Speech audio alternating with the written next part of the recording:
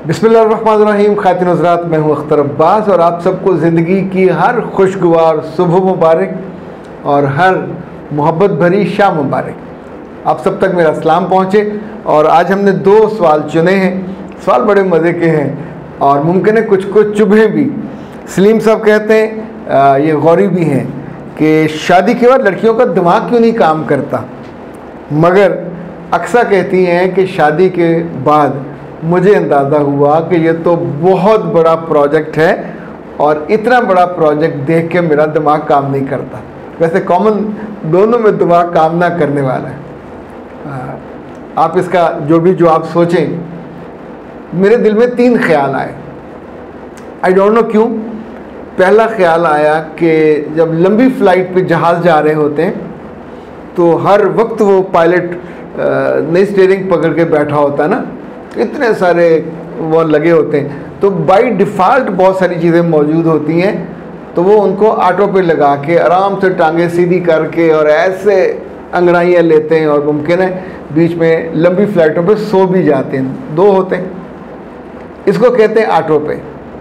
अच्छा, मैं जब यूनिवर्सिटी जाता था सुबह सुबह, तो आप सोचिए कि 15-20 किलोमीटर का सफ़र होता था और मैं 10 चीज़ें सोचता हुआ, इवन अपना लेक्चर जो देने वाला वो सोचता हुआ, बीच में मुझे कुछ याद नहीं कौन सा चौक आया कौन सा नहीं आया, क्योंकि उस वक्त आपका जहन ऑटो पे लगा होता है, फोकस होता है कि मुझे इतनी देर में फ़लाँ जगह पहुंचना है।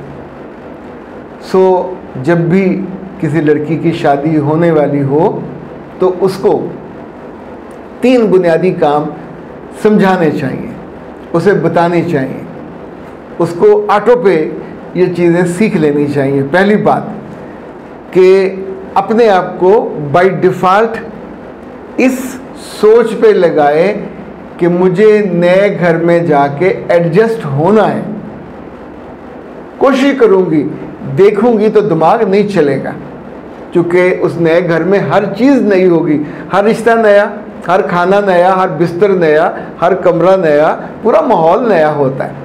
और फिर भी जाके हम जब लाहौर से पहाड़ों पे जाते हैं, बर्फ़ानी इलाकों में जाते हैं, तो हमारा जिस्म, चूँकि हम चाहते होते हैं, एक रात के अंदर अंदर उस आबो हवा के मुताबिक एडजस्ट हो जाता है। जो अड़ी करता है वो बीमार हो जाती है या हो जाता है, वो फिर कमरे में पड़े रहते हैं, बाकी लोग सैर सपाटे करते हैं। ओके, तो पहली चीज़ है कि अपने आप को ये समझाइए, बताइए कि मुझे वहाँ जाके बसना है।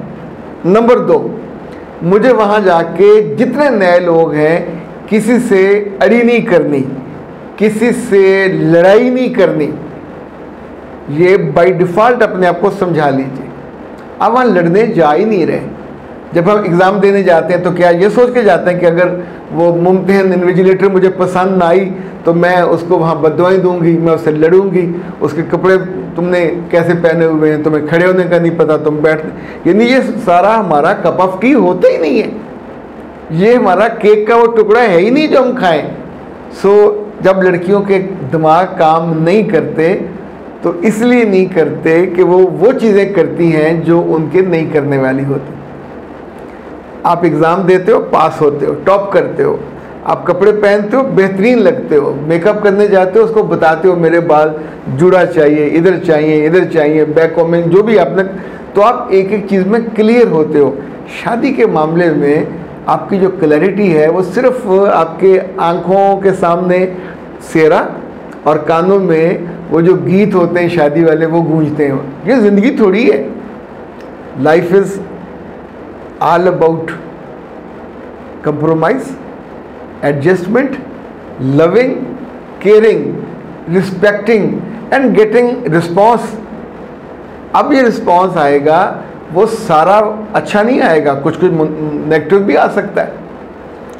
क्या कमरे इम्तहान में बिजली ना हो तो हम पेपर नहीं देंगे, पानी नहीं होगा तो क्या पेपर नहीं देंगे, मुमकिन पसंद नहीं होगा तो क्या पेपर नहीं देंगे, वो तो हमने देना ही देना, पास होना है। सो तीसरी बात याद रखिए कि कोई काम अपने दिल को ये समझाना है उजड़ने वाला नहीं करना, कोई हरकत अपने घर को उजाड़ने वाली नहीं करनी। तीसरी बात, कोई जुमला भी ऐसा मुंह से नहीं निकालना जिससे दूसरा नाराज़। जब भी आप ऐसी हरकतें करते हैं जो दूसरों को नापसंद हों, बहुत क्लियर होती हैं। आप उनकी बातें कहीं और करोगे, वो नाराज़ होंगे। आप उनके कहे को सीरियस नहीं लोगे, वो नाराज़ होंगे। आप उनके मुताबिक कपड़े नहीं पहनोगे, वो नाराज़ होंगे। आप उनके मुताबिक सुबह उठोगे नहीं, देर तक लेटे रहोगे, सोते रहोगे। ये माँ का घर नहीं है, ये ससुराल है। तो फिर आप जब ये नहीं करते तो फिर मियाँ, सास या ससुर या देवर या जेठ कोई भी कह सकता है कि इस बेवकूफ़ का तो दिमाग ही नहीं चलता, इतने दिनों से आई हुई है, ये जो समझाया कि ये करो, क्यों नहीं करती।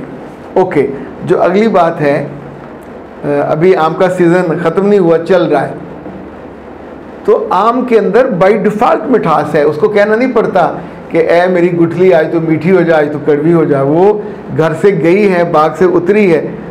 तो जो फूल खुशबू वाले होते हैं उन पर स्प्रे नहीं करना पड़ता, उनके अंदर बाय डिफ़ॉल्ट खुशबू होती है। जो फल खुशबू वाले हैं, अब अनवर आप खाएं, चौंसा लें, पहली बाइट लेते हैं तो उसकी खुशबू आपके अंदर तक उतरती है। इसी तौर पे याद रखिएगा कि आपका जो वजूद है, इसको अच्छे फल की तरह, अच्छे फूल की तरह खुशबूदार होना चाहिए, महकना चाहिए।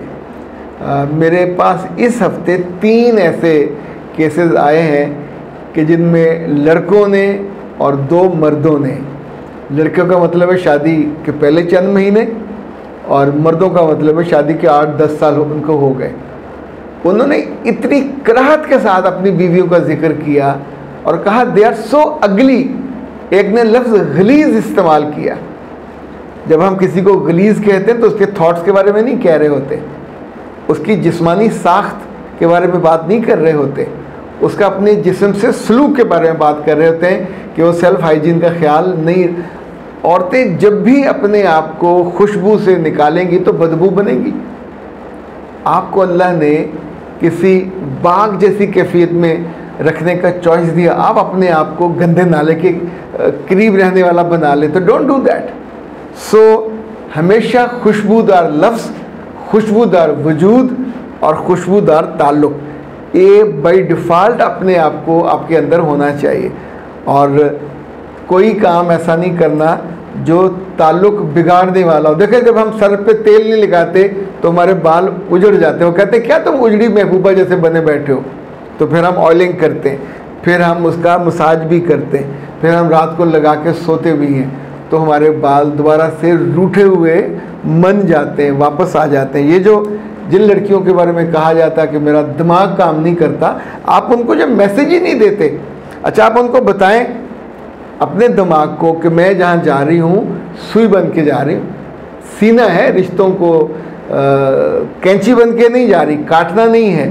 तो और आखिरी बात ये है कि ना रोना है ना रुलाना है, हंसना है और हंसाना है, बेवकूफ़ बन के नहीं। मतलब फ़नी आप जब ऐसे काम करते हो कि बाकी वाला उनका रोने वाला हाल हो जाता है, किस अहमक से हमारा वास्ता पड़ा।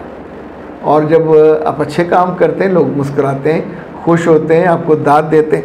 अच्छा जनाब, अभी हम बालों का जिक्र कर रहे थे तो अनीसा ने कहा कि सर बहुत शुक्रिया, इन्होंने कुछ 2 हफ्ते पहले डॉक्टर साहब से वो मंगवाई थी रीग्रोथ हेयर सीरम, और अभी इन्होंने सिर्फ 2 हफ्ते इस्तेमाल किए। वो कहते हैं चमक वापस आ गई है, उनके जो गिरना था वो रुक गया है, और मुझे आई एम वेरी हैप्पी। दिन में ये चूँकि जॉब करती है, इनके लिए पॉसिबल नहीं था। और ये जो रीग्रोथ हेयर ऑयल, इसकी खूबी ये कि रात को लगाना होता है, रात को लगा के आप सोते हैं, सुबह आराम से उन बालों को धो लेते हैं, शैम्पू कर लेते हैं। और नाज हब्स का जो प्रोडक्ट है बहुत शानदार, इसकी सभी तारीफ़ करते हैं। लंबे बाल, घने बाल, सबका ख्वाब, और ये इनका वो है टैगलाइन। और नीचे इनका है नए बाल उगाए, दिल की खुशी, रूह की खुशी वापस लाए। और जनाब आप इसको मंगवाइए 0341657826। और उन्होंने कहा है नाज हब्स वालों ने कि आपका डिलीवरी चार्जेस फ्री, अगर आप 1 या 2 मंगवाते हैं इकट्ठे, उसका बेनिफिट उठाते हैं। नहीं जनाब, अख्तर अब्बास को दीजिए इजाज़त, अगली दफ़ा ना कोई आपसे कहे कि इसका दिमाग काम नहीं करता। अस्सलाम वालेकुम।